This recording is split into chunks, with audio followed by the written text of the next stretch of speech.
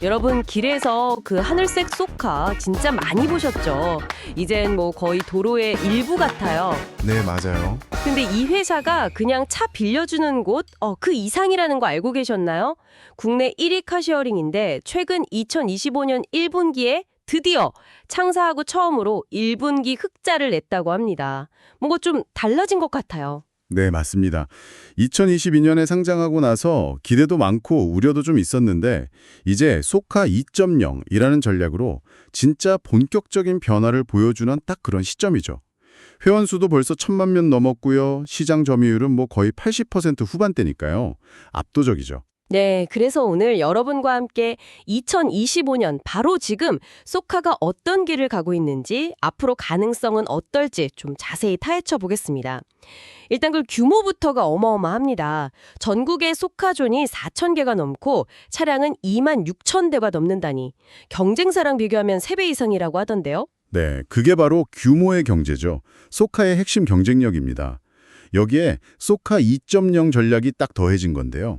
이게 뭐냐면 단순히 차를 빌려주는 걸 넘어서요. 차량의 생애주기 전체 있잖아요. 구매하고 운영하고 나중에 펄 때까지 이걸 다 최적화하는 거예요. 그리고 또 주차, 그러니까 모두의 주차장이죠.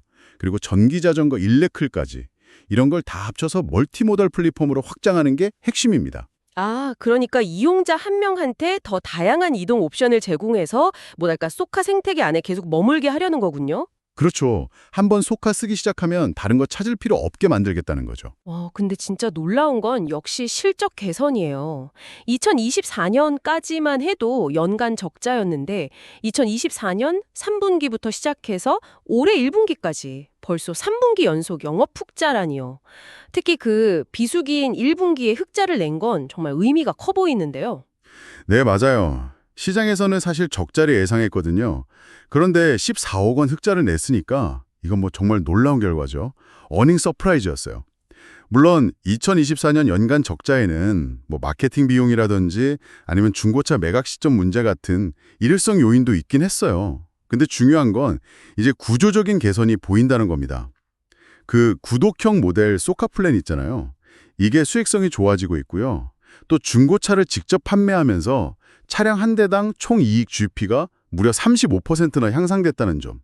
이게 아주 긍정적인 신호죠. 아, 그러니까 그냥 비용만 줄인 게 아니라 실제로 돈을 더 잘 버는 구조를 만들었다 이 말씀이시네요. 서비스도 계속 좋아지는 것 같아요. 그 부름 서비스 있잖아요. 원하는 곳으로 차 가져다 주는 거. 이것도 이용이 늘고 있고 편도 서비스도 그렇고 예약하고 차 받기까지 걸리는 시간도 30분으로 줄일 거라고 하던데요. 진짜 편리해지겠어요. 네, 이용자 편의성 높이는 게 정말 중요하죠. 그리고 동시에 전기차 비중도 늘리고 있어요. 지금 한 700대 정도인데 1000대까지 늘리는 게 목표라고 하고요. 충전 인프라 협력도 강화하고 뭐랄까 친환경 트렌드에도 발빠르게 움직이는 거죠. 아, 그리고 플랫폼 부문, 그러니까 주차나 전기자전거 같은 거요. 이쪽 성장세도 주목할 만합니다. 연 30%에서 70%까지 빠르게 크고 있거든요. 와, 듣고 보니 더 좋은 미래만 있을 것 같은데요. 근데 딱 한 가지 궁금한 게 있어요. 이렇게 실적도 좋아지고 다 좋은데 왜 주가는 아직도 공모가 28,000원에 거의 반토막 수준? 그러니까 13,000원대에 머물러 있는 걸까요? 시장은 왜 이렇게 좀 차갑게 볼까요? 네, 그게 참 현재 소카를 볼 때 가장 큰 딜레마일 수 있습니다. 몇 가지 이유가 좀 복합적으로 작용하는데요. 우선 재무 구조를 보면 부채 비율이 한 240%대로 약간 높아요. 그리고 순차익금도 3천억 원이 넘고요. 요즘처럼 금리 오르는 시기에는 이게 좀 부담이 될 수 있다는 우려가 있죠. 또 하나 중요한 게 지분 구조 문제인데요. 최대 주주, 그러니까 이재용 전 대표 측이랑 2대 주주인 롯데렌탈, 이 둘 간의 지분 격차가 한 1.8%포인트, 얼마 안 나요. 그리고 다른 재무적 투자자들, FI라고 하죠. 이들의 지분 매각 가능성, 이걸 오버행이라고 하는데 이런 잠재적 위험 요인도 계속 주가를 누르고 있는 거죠. 아하, PBR이 0.6배 수준이면 진짜 낮아 보이긴 하는데 단순히 싸다고만 볼 게 아니라 이런 재무적인 부담이나 지분 구조 같은 불확실성에 발목을 잡고 있는 거군요. 증권사들 목표 주가는 평균 2만 원 넘던데요. 이 차이는 어떻게 해석해야 할까요? 정확합니다.